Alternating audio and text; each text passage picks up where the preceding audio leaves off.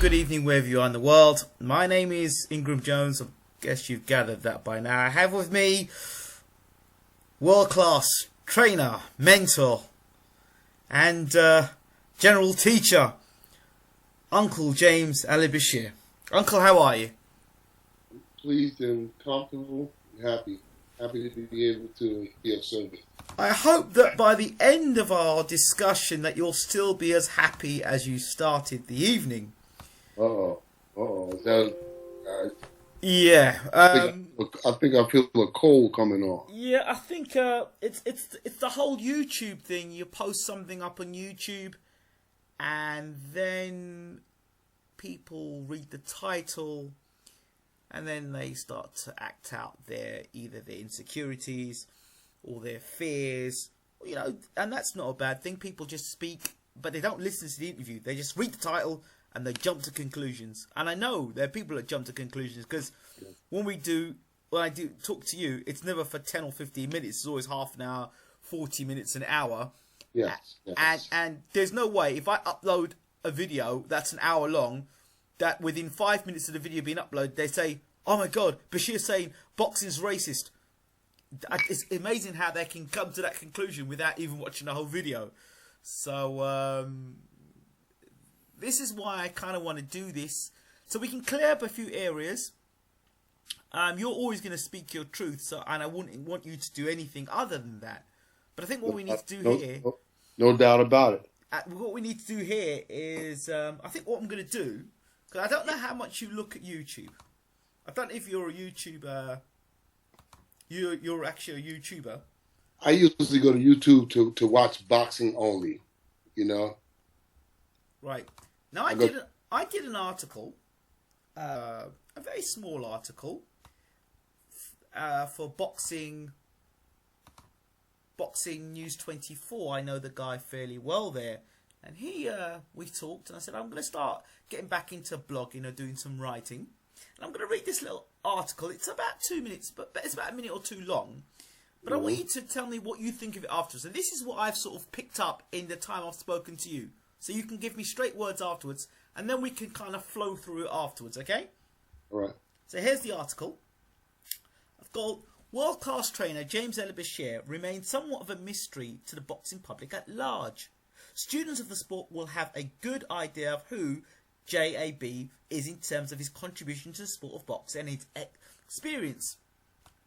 When you mention JAB, the first thing that comes to the minds of most fight fans is that he's the trainer of Vladimir Klitschko. Actually, he's the assistant trainer to Vladimir Klitschko. The head trainer is Jonathan Banks, and has been since the passing of head trainer Emmanuel Stewart. The question is constantly asked, if Bashir is so good, how comes he's not the head coach of Vladimir Klitschko? In all my time talking to JAB, whom I refer to now as Uncle, it has become apparent that despite having over 40 years experience as a boxing trainer, that wasn't good enough to get the approval of the long-reigning heavyweight champion of the world. What might be the root of it is that Jonathan Banks is a student of the Kronk style, which he was well mentored under the guidance of Emmanuel Stewart.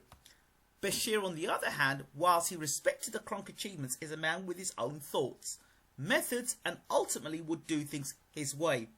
Not that this is a bad thing, rather it seems apparent that Klitschko would stick with the Kronk way of things in the belief that if it ain't broke, why fix it? And who would disagree with a string of world title defences? One man who has no doubts about the ability of JAB is Alexander Usyk from the Ukraine and fights under the K2 banner. Unbeaten in 8 fights, it is Usyk that requested the services of Bashir, and the two have worked tirelessly together to form a winning partnership. With a host of well-known trainers out there, why did Usyk pick Bashir? Bashir says himself repeatedly that today's trainers don't have the experience to give young fighters today. He believes the experience is the key, and the lack of great trainers today who actually would mentor fighters and teach correct technique is sadly lacking in the sport of boxing today. Usyk clearly agrees with this philosophy and wants to not only have a trainer with experience, but one who can mentor him to become the best cruiserweight in the world.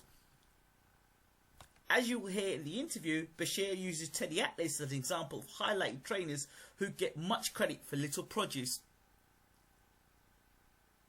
Bashir also reflects on his own personal experiences within the sport of boxing, exposing elements of racism and prejudice. So that's the article. So I'd like to hear what you think of the article that I wrote. It's a brief one, and it's got the video we did in the interview afterwards. I know that the article is the truth. Right. And I approve of the article.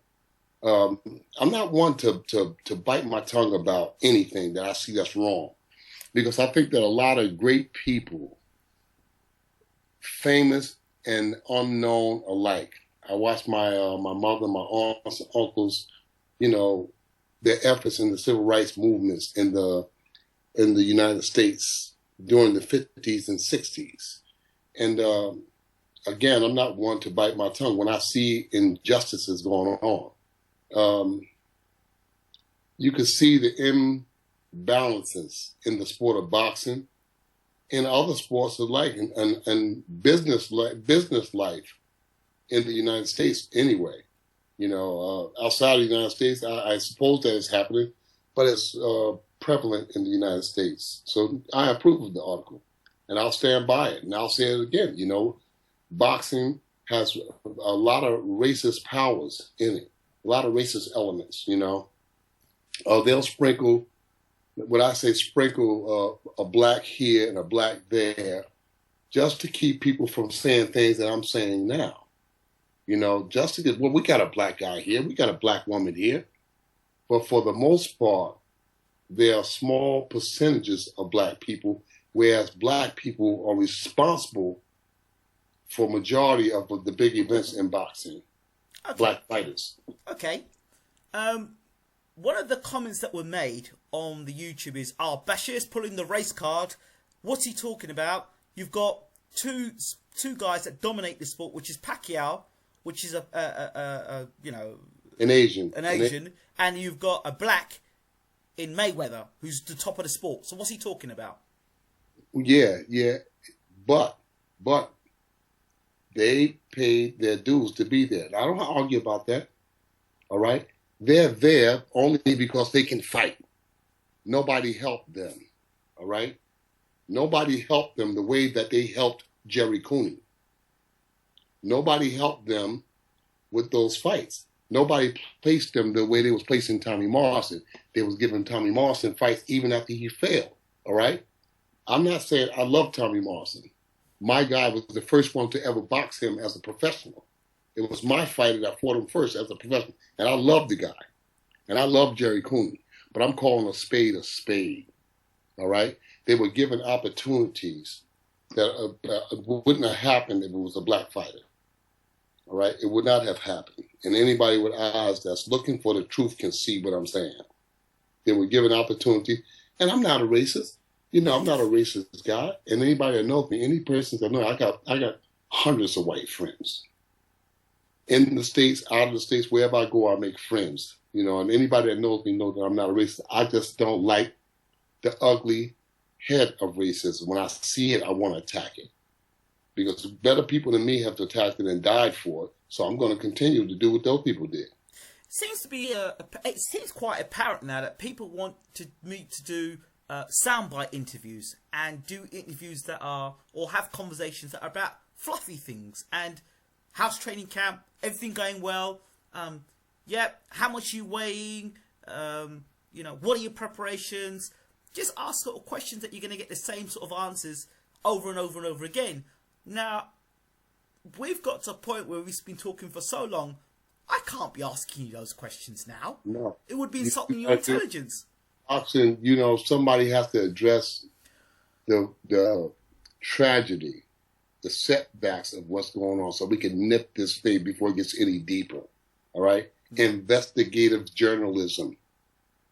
And if you get somebody that got some courage black people, Latino people, if they got some courage, if they got some balls, they'll come on your program and say, yes, racism exists in boxing. There are certain places where white men can go in this business, not white women. All right? Small percentage of white women can do anything in the States. And I'm addressing strictly to the States right now. White men can do things in the sport of boxing that blacks can't do. All right? If a black man do it, he's out on his ass. If a white man does, they'll give him a slap on the wrist and they'll let him back in. One of the things that I think people will pull up is the Teddy Atlas conversation. And they will say, oh, Bashir was talking about Teddy Atlas, but didn't he do a great job with Timothy Bradley? Fuck Teddy Atlas. Shit, I'm saying what I believe. I'm saying what's in my heart. Shit, but I'm not kissing nobody's ass here. No, when I broke down the fight with Teddy Atlas and Timothy Bradley could box anyway. And the fact of the matter is, Brandon Rios can't box. One fighter that Teddy Atlas made. Show me one guy that Teddy Atlas made. One guy that wasn't given to him that was already made. One guy in his entire career. Yeah, he's a knowledgeable guy, but he is no exception. There's a lot of knowledgeable guys that have come and gone, and people don't even mention them, and then they take Teddy Atlas and put him to the front of the line. Luther Burgess, Walter Smith, Bill Mills. There are countless guys that came before Teddy Atlas, and people don't even mention. And then they make it like Teddy Atlas is the rule by boxing, which boxing exists. It's not the truth. But is that because of the whole Tyson thing, the Tyson era, maybe Customado and all that stuff? And you know, it aggravates me. Like I said, Teddy Atlas is if he was a black man, he'd be a normal man. He'd be normal. It wouldn't be no rave about him if he was a black man, but he's a white man, so he's promoted. He's going to be promoted by the establishment. All right? Everybody keeps saying, Teddy this, Teddy that, Teddy this, Teddy that. It's always a white guy that they push up to the top of the ladder, you know? They'll say, they'll bring up a guy like Eddie Fletcher or Emmanuel Stewart. So, hey, with all the black fighters that have been in the sport that has come and gone, Eddie Fletcher and Emmanuel Stewart is just a couple of guys. But you say all of these years, and right up until now, where black fighters account for much of the sport, over 50% of the sport, and then you say that, oh, wait, well, you had Emmanuel Stewart, well, you had this guy, that guy, but there were sages in the sport that nobody ever even mentions. So when somebody says that I offended Teddy, fuck that. Teddy have offended a lot of people too. Teddy Atlas have offended a lot of people too. So I got a right to say what I feel, you know. It's not directly aimed at him. It's aimed at those who promote him and tell him that he's the rule by which boxing goes by because he's a commentator. I'm not afraid to speak out against this. A bunch of people feel the same way I feel, but they won't have the heart to come on your program and say it. Let me flip it a second. Let me flip this without being the as people would say, maybe the kiss.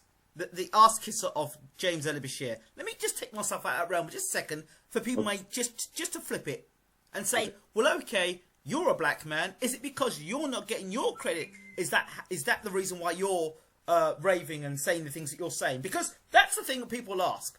No, because I've been in this sport for 46 years and nobody has ever heard me complain about nothing.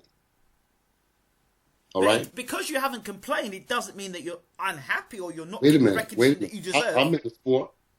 I'm in the sport of boxing because I love the sport. I worked with children for years and didn't make a dime. Not a dime. I spent more money carrying my kids around to amateur shows than I could ever possibly make. And that went on for almost 7, 8 years. And we'll still be doing it now if I had the time. So that's not the problem. And Teddy himself have saw me in not one gym, but numerous gyms where he worked with his fighters, Michael Grant, Elvin Maricki, Michael Moore, Kurt Johnson. he's been in gyms with me, and he could tell you himself. He has saw me in those gyms working with amateur kids, little kids, that I went to pick them up at their mother's house. I paid for them to go to the hotels. I paid for the books for the amateurs, this and that. So that's not the case. How could that be the case when I spent all those years in the amateurs? That's not the case. And I'm not begging nobody for nothing. I earned everything I got. Everything I got in this box, and nobody gave me. I earned what I got. You know? I earned what I got. If I'm training whoever, you know, I started down in Muhammad Ali's camp, 75, 76 or something, carrying a spit bucket. All right? I wound up working with Saad Muhammad, you know, Donald Curry, you know, the different camps I worked in over the years. And, I struggled in camps, and I never said a word. But don't come and tell me, which I have people do all the time, they send stuff on Facebook and tell me, well, you need to check with this person. You need to check with that person. You need to do what Teddy Atlas did, or either Freddie Roach did, or this, that. Don't tell me I need to do that, because I was a trainer.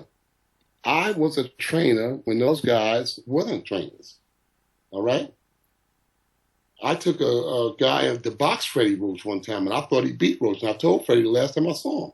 Herman Ingram in Atlantic City. I took Herman to box Freddie, and I thought he beat him. You know, me and Freddie always talk about that. But the point that I'm upset about is when people try to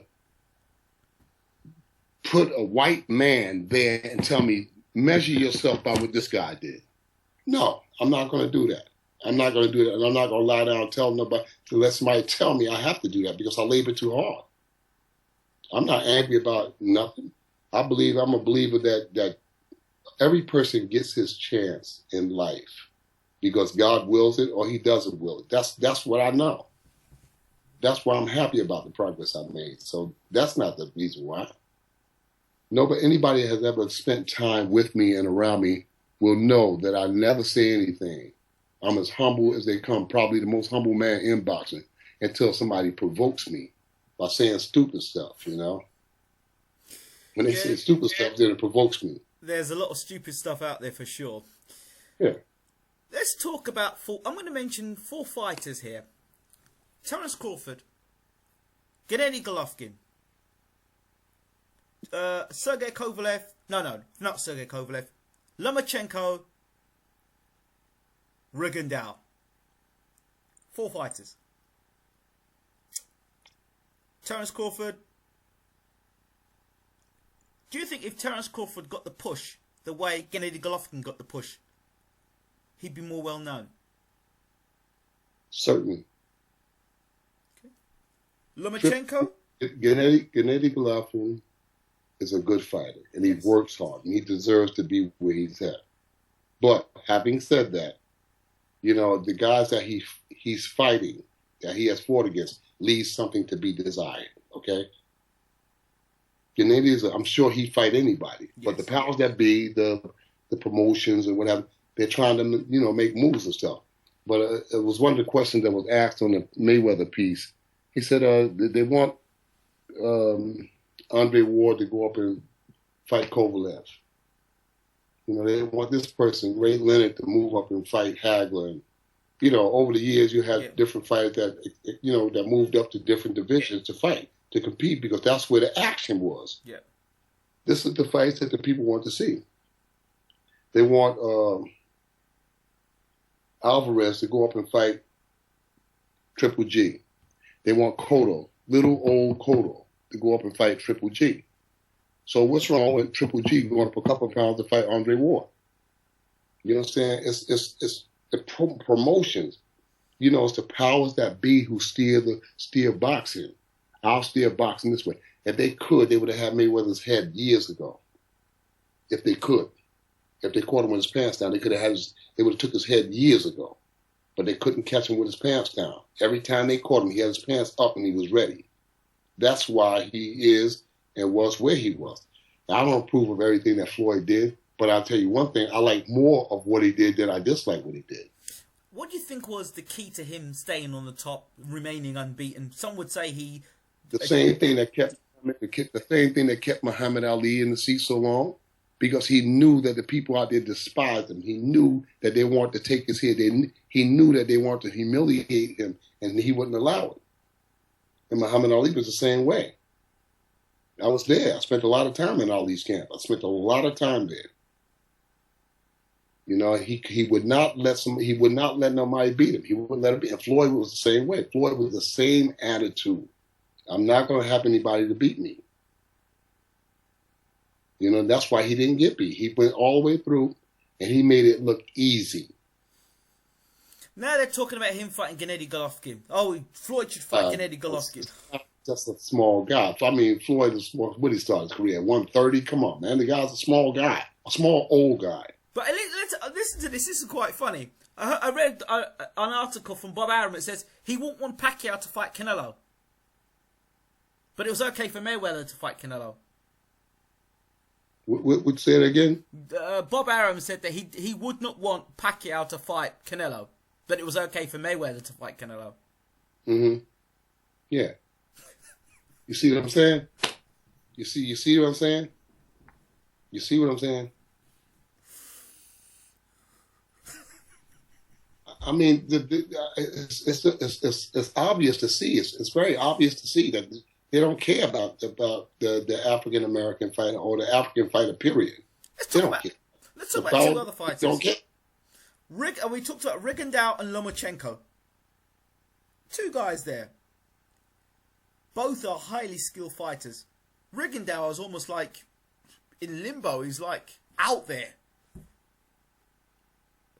But between Lomachenko and Rigondeaux, highly talented fighters. But I wouldn't say they're exciting fighters. Whether it's because the opposition they fought have been, or they're just so highly skilled, I don't know which one it is. But in terms of promotions, let's talk about those two fighters. I think it's a good fight. It may be a boring fight, but to the boxing people, the people inside the sport, it's going to be a good fight. But to the general fan, it might be a boring fight because they're so highly skilled.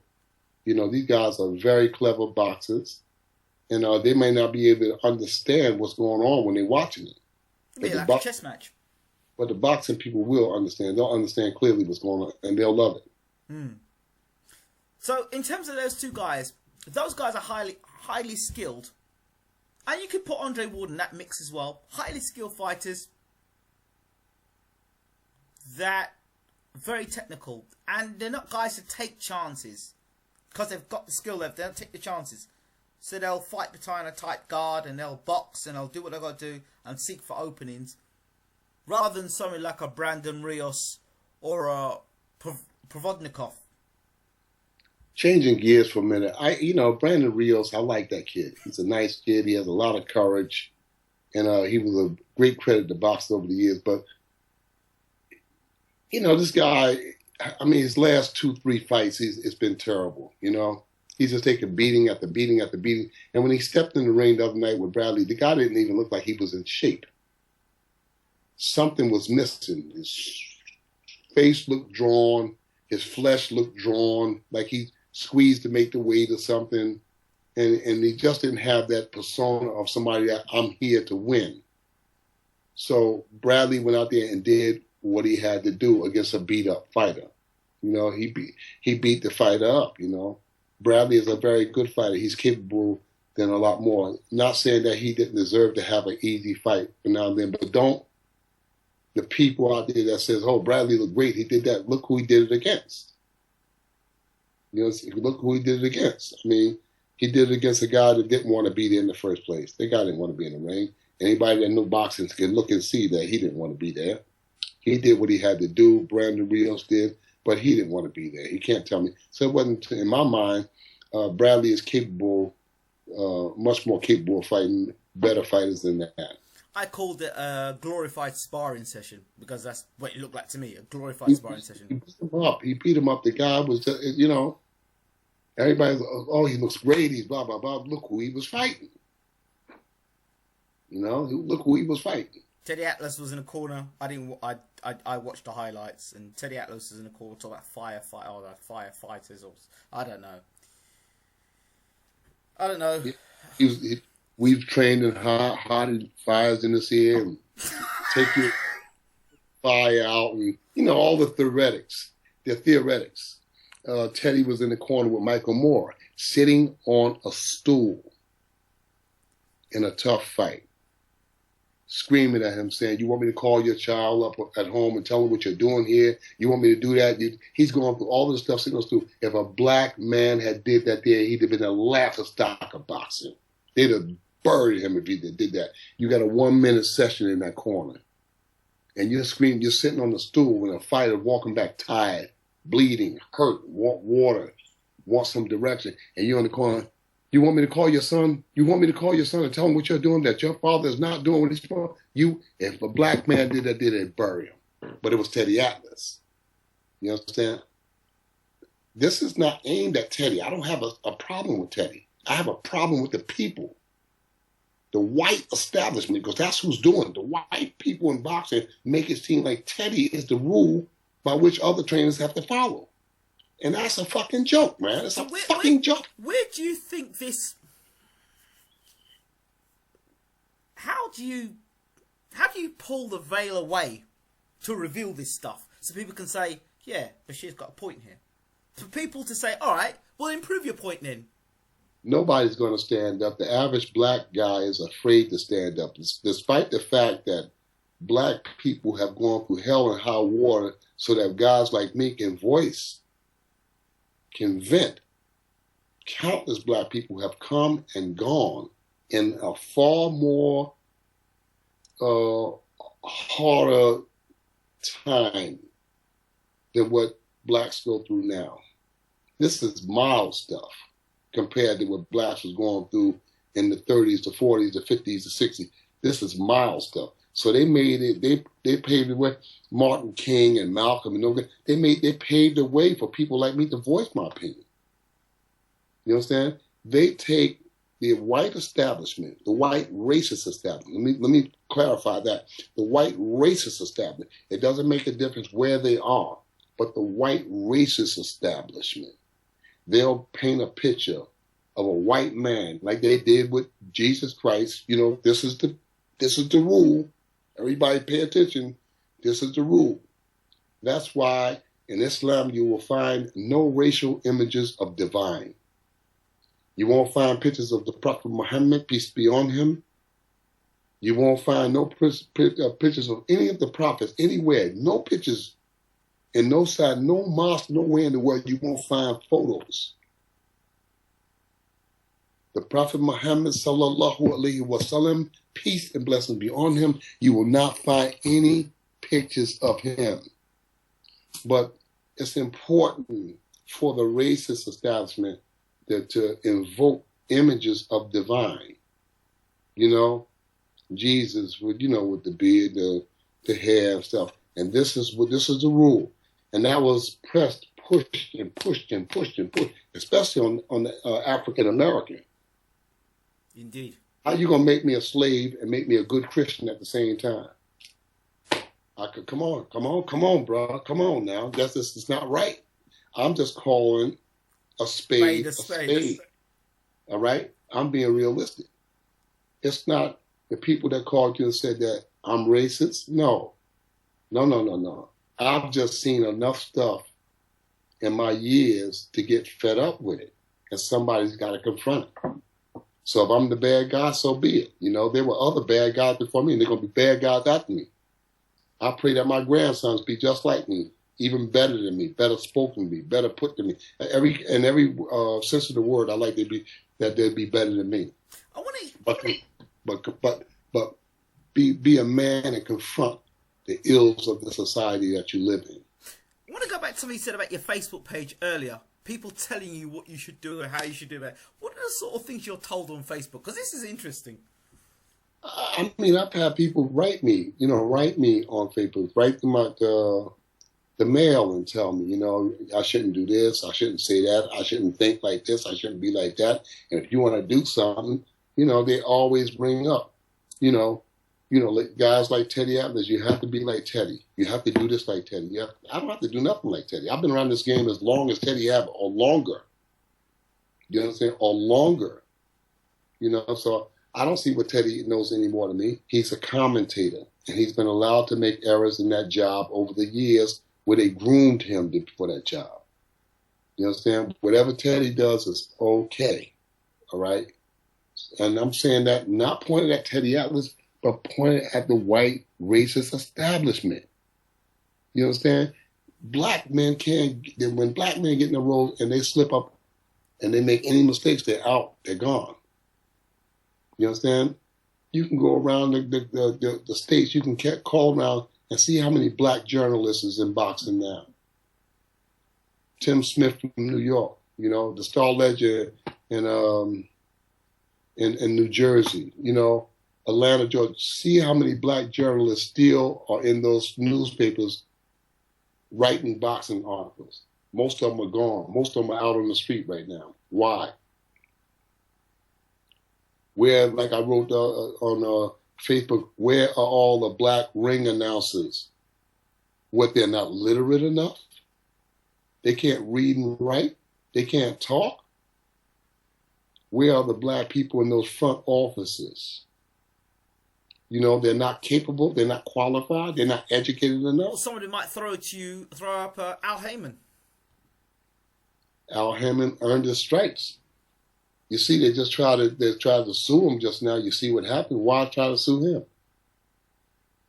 You're going to tell me, they said they had an antitrust suit against him. You're going to tell me that what Haymon is doing, that he's the first one to do this? I'm sure that that's not the case. I suspect they probably had the opportunity to do it themselves, but they passed it up in arrogance. And Haymon said, you know what, I'll go and do it. And now Haymon went and did it. They got a problem with it. They got a problem with Al Haymon because he's a successful black man. That's what it is. He's a successful black man. Blacks is in America is look, hey, I know people are going to be critical about what I'm saying here, but in America, you know, the real white people that really understand and really know that I'm right. You don't do that. All right? For years, I was told by this person or that person, people in my family, don't do that. I said, well, why can't I do it? He did it. I said, he's a white man, and you can't do what he does. As a young child, I grew up under that kind of suppression, oppression, whatever you want to call it. I grew up like that. Don't do that. Don't go there. Don't say that. Don't drink out that fountain. Don't say nothing. You understand? That's the way I grew up, and and over the years, it's bottled up inside of me, and I'm at the point now where I don't want to hear that shit. I don't want to hear that shit from nobody. Get out of my face, that shit. All right? I don't want to hear from nobody. Anybody say, oh, he, you know, what the guy wrote me and said that I'm a loose cannon. Yeah, that's about right. Yeah. Come on. A white guy wrote me from Canada, said that I'm a loose cannon. Because I vocalize what I've experienced over these years. All of these years, and now I'm at the point now where, you know, I'm an older man, and I'm saying this is not right. You can't tell no black person that they're a loose cannon after everything that we've been through in America. I've seen it, man. I've seen it.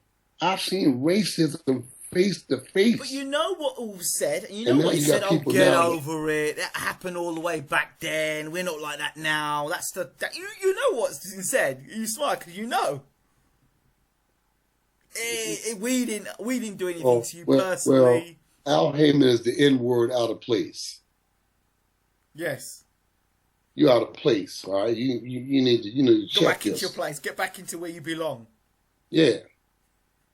But because he's successful, you know what I'm saying? Because he's successful, you know, he's successful, and people fear him because he has knowledge and he has proper application, and they fear him. And I love it. I love it, not in a racial way. I love it because here's a black man that's doing good things in the sport of boxing. And you know what? And all the time that he's been there, I've never heard no one say anything bad about him behind the scenes or in public. Nobody, not one person has said anything bad about the man, and that's what I love. Because he pays good money. Not only a day, he's guiding people before they get with him. He's guiding people after they're with him. And then when people leave boxing, that's going out of boxing, that don't have a career anymore, Al helps them there. Now, how rare is that? He's helping them get their life together. He's helping them with direction, where you go to put your money, what you need to do with your money. They can call him up. And I like those kind of stories. You know, it's not that he's just a black man, but I'm happy he's a black man. I'm happy that for a change, there's a good story about a black man in a powerful position that's doing right by people. But don't you think Al Haymon should be a bit more vocal in terms of in the sense that he can guide and educate others and how to get to how he got to be who he is today? Don't you think that should help? I don't know. I don't know what pressures he's under, what he's dealing with, whether he has time to get into a social political thing. You know, I don't know. I don't know what his predicament is, you know. But I think that one thing is certain, he can speak by the work that he's doing in boxing for the boxers. You know what I'm saying? It said, the old saying said, walk softly but carry a big stick. And that's what he's doing. He's walking soft, but he's carrying a big stick. And I'm happy about that. I'm ecstatic about that. You know, because he's helping people. He's helping a lot of people where nobody was helping before. Nobody was helping. But if you got something, then you with me. If you don't have nothing, you out the door. I've seen promoters throw a guy out as soon as they make a mistake. Okay, here's the contract back. We can't use you. You lost. You got to go. We're not carrying no dead weight. You get knocked out. You get knocked off. You got to go. Isn't that a Seth Mitchell thing? Seth Mitchell? Yeah. What about him? When he got knocked out by Ariola, it was like, goodbye, see you later, no more. I think Seth Mitchell said to himself that I got to go. I mean, the people around him had to tell him, say, Seth, you know, where we going here? You got knocked out in the first round by Ariola. You know, they probably talked to him. You made a lot of money, thanks to Al Haymon.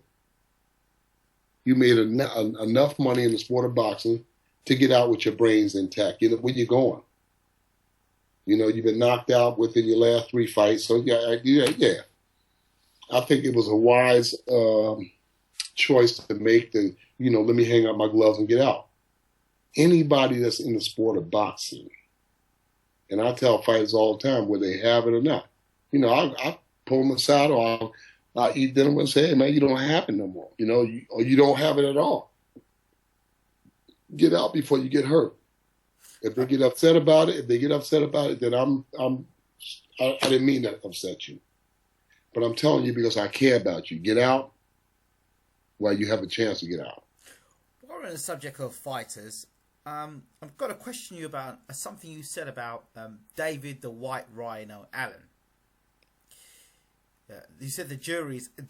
You like that's one of your favourite terms. The jury is out. Is the jury out on Dave the White Rhino Allen? What are your thoughts? And can you elaborate a little bit more about this? What you were saying over Twitter. Well, he's fighting the fights that he needs to fight to take the steps in boxing that he needs to take to get into that picture, into that corral where the top guns are. You know. So he's fighting the fights that are necessary to get there. But the jury is out. You can't say how good he is or how bad he is. And you won't know that until he's in a fight where he's going to be confronted with some stiff opposition. Well, there are 2 people who are going to be confronted with stiff opposition on December the 12th. Joshua, Dillian Whyte. Are you any closer to thinking who's going to win this fight?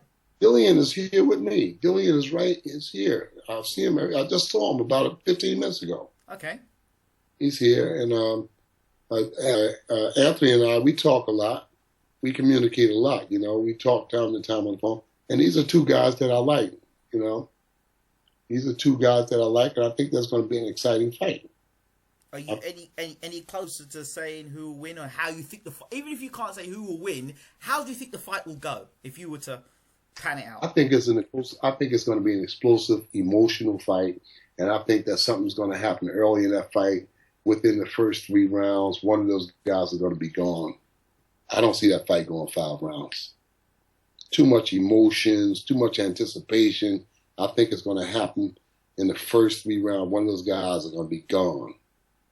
That's the feeling I have. But with all these fights, we have all this anticipation, and when it happens, somebody decides to get on the back foot and start boxing and doesn't want to get hit. Nah, I don't think that's going to happen here. I think it's going to be 2 bulls in there trying to take charge of the fight from the opening bell. And I think one bull is not going to back away from the other bull, and I think they're going to collide in there. I think it's going to be a shootout. I don't think it's going to be a boxing match. What's the key in this fight, would you say? The jab? Defense? Speed of hand and foot? I think power is going to be the deciding factor in this fight. Whoever lands those first punches, those big punches first, I don't think it's going to be a boxing match. I think it's going to be a fight. I know you say you're going to see a boxing match and a fight going to break out. I know you say that, but isn't defense key? Because the one who's got the better defense... That stuff is good in the gym. And I'm telling you, it's bad blood between these 2 guys. It's bad blood, and I think that emotions are going to take a part in this fight. Is it bad blood, or is it just hype to sell a fight to get tickets to make things happen? No. I've been here in the Klitschko camp when the 2 of them was here, and it's bad blood. You know, I got them to shake hands and smooth things over, and they got along for the camp. And then when they went back home, back to Britain, they started again. You know, as soon as they got back, they started again. And I think emotions, I think they really don't like each other, and I think it's going to be a fight. Let's talk about the strength of both fighters. Let's talk about Dillian first and his strengths. Dillian's got a strong mind, and he's a strong person. And Dillian's going to look to land some bricks early. You know, I've seen them both box Vladimir Klitschko, and these guys are strong punchers. These guys are strong punchers, and they're going to try to land punches early. It's not a deep science for these guys. You know, I'm telling you, emotion is going to, people say, well, they're too professional for that. Until one of them hits the other. When one of them hits the other, a fight's going to break out. I get the feeling. Joshua, what's his strength, would you say? He has a strong mind. And then that too, Anthony has a strong mind. Dillian is a strong physical person, you know, and Anthony is a strong physical person. These guys, this is an evenly matched fight. Is it the sort of fight that you would have taken at this stage of either one of their careers? No, if I was the manager or the trainer, I wouldn't suggest this fight. I think that again that the momentum goes to Anthony Joshua, because the 2 years that Dillian took off might affect him. Might. I don't know, but it might affect him to some degree, you know. Whereas Joshua has been out there working, you know, and he's primed for the fight better. This is something that only maybe you could answer. Dillian and Jonathan Banks have been working together for a while, but really have solidified their working relationship only recently. How much can a trainer mould a fighter to the way they want them to fight in a tough fight without any real, you know, if it was 3 or 4 fights, I would have said, yeah. I think that Banks and Dillian has been together long enough now for them to be on the same page. I don't think that's going to be any kind of setback for them. I think they've been together now long enough now for them to have their game plan down pretty well. But that's okay. But they say that once you get hit, you'll revert back to form. So you'll go back to doing the things that you were doing. In that case, it doesn't make a difference how long you've trained with somebody. If you're going to be reverting back to what you did best, and that's for any human being. If you've been trained well, what you go back to is what you've been taught. Really, if you're taught well, because it's ingrained within you, right? I've seen a lot of guys over the years that was trained very well. And they get clipped on the chin, they get hit on the temple, and they go back to what nature. For instance, my grandmother would tell me to go get three pieces of branches, and they were branches. They weren't little plastic things. It's a branch. They was semi branches in between a leaf and a branch, and she would braid them, and she would do a quality check in front of my brothers and I. And she would tell us, she would invite us to this little room. She said, "Come in this room. Let me show you what I'm talking about. Because I told y'all to sit down. So come in this room." Now, even though I knew I should listen to my grandmother, human nature kicks in and said, "Listen, don't go in that room." She said, "I said go in the room." And I look at my grandmother and say, "Grandmama, I want to go in that room. I want to go. I really do." But I wouldn't tell her that my brain was saying, "Do not go in that room under any circumstance." She said, "Boy," I said, "go in that room." I said, "Grandmama, I just repeat myself. I said, Grandmama, I want to listen to you." But I didn't have the nerve to say my brain is telling me not to go in that room, because if I do, she's going to lock the door and she's going to beat me to death in there. I said, no. Because human nature. She said, "I'll kill you." I said, "Well, in the back of my mind, well, you're going to have to kill me on the move, because I'm not going in that room." And believe me, I never, ever, ever went in that room. No, I'm not going in there. I'm not doing it. I'm not doing it, because human nature.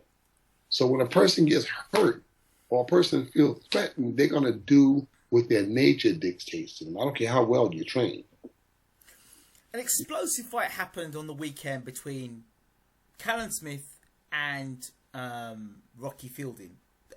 Two guys from Liverpool. Callum Smith was, touted as one of the best prospects in the world by Eddie Hearn, and he also promotes Rocky Fielding. And it was two guys much similar to Joshua and Dillian Whyte, in the sense that Joshua really gets more of the highlighting, and like Dillian's kind of like the guy in the background trying to get his play. And the fight ended in a round. Callum Smith destroying Rocky Fielding in a round. How does somebody like Rocky Fielding, who's been in a high-profile fight, gets blitzed in a round? How do they come back from that? As a trainer, how do you bring a fighter back from that?